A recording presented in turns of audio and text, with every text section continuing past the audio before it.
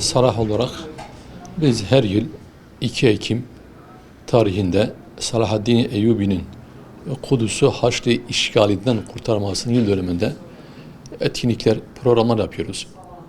Ve bu seneki programımız da Zeytinburnu Kültür Merkezi'nde ayın 29'unda Pazar günü saat 2'de yapıyoruz. Tabii tarihi bir süreçten geçiyoruz. Şu anda Aksa Tufanı bir yıl dolmak üzere. Diğer taraftan 2 Ekim Salahaddin Eyyubi'nin Kudüs'ü Haçlı işgalinden kurtarmasının yıl dönümü. Ve bunun yanında tabii belki İstanbul'da hissedilmemiş olsa bile Türkiye'ye 5-7 Ekim olaylı olarak geçen ve Şehit Yasin Börü'nün şehadet tarihlerinin yıl dönümüdür. Ve şu anda zaten Aksa Tufanı devam ediyor. İşgalci İsrail rejiminin Gazze'den sonra şu anda Lübnan'a yönelik havadan, karadan çok vahşice, barbarca bir saldırısı vardır. Dolayısıyla böyle bir atmosferde böyle bir program düzenliyoruz. Tabii programa Filistinli akademisyen Doktor Süheyl El-Hindi var. Türkiye'de yıllardan beri işte Kudüs, Filistin denince akla gelen Ahmet Varol gazeteci arkadaşımız var. Ve diğer taraftan da Salahaddin Eyyubi, Nurettin Zengi, o döneme ilgili doktorasını tamamlamış olan Doktor Abdülkadir Turan konuşmacı olacaklar.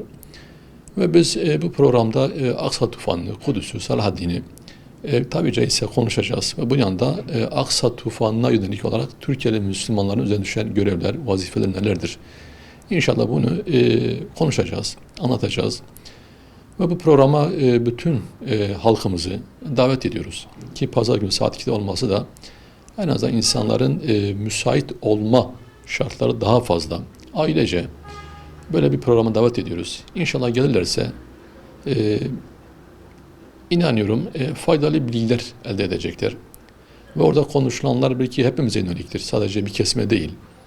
Biz Türkiye'li Müslüman olarak ne yapmamız lazım? Neler yapmalıyız? Ve Salahaddin bizim için ne ifade ediyor? Ki şu anda Salahaddin tecrübesi elimizde var. Ki Salah'ın da kurma amacı, gayesi, hedefi budur. Salahaddin tecrübesinin günümüze nasıl taşıyabiliriz? Nasıl istifade edebiliriz? Salahaddin sıradan bir isim değil, sıradan bir komutan değil, bir devlet adamı değildir. Kudüs'ü Haçlı işgalinden kurtaran tabi caizse 2. Fatih'idir. Dolayısıyla bu noktada halkımızdan bu programa teveccüh göstermelerini ve oraya gelmelerini ve orada dinlediklerini anladıklarını da akrabalarına, çevrelerine ifade etmeleri, anlatmaları ve inşallah Teala bu Aksa Tufanı sadece Gazze'den değil, bütün Türkiye coğrafyasında, bütün dünya yayılması ve halkımızda bir Kudüs şuuru, bir Gazze şuuru, bir ümmet olma şuuru, kardeşlik şuurunun oluşması lazım. İnşallah bu tür programlarla bu şuuru canlandırmaya, artırmaya devam edeceğiz.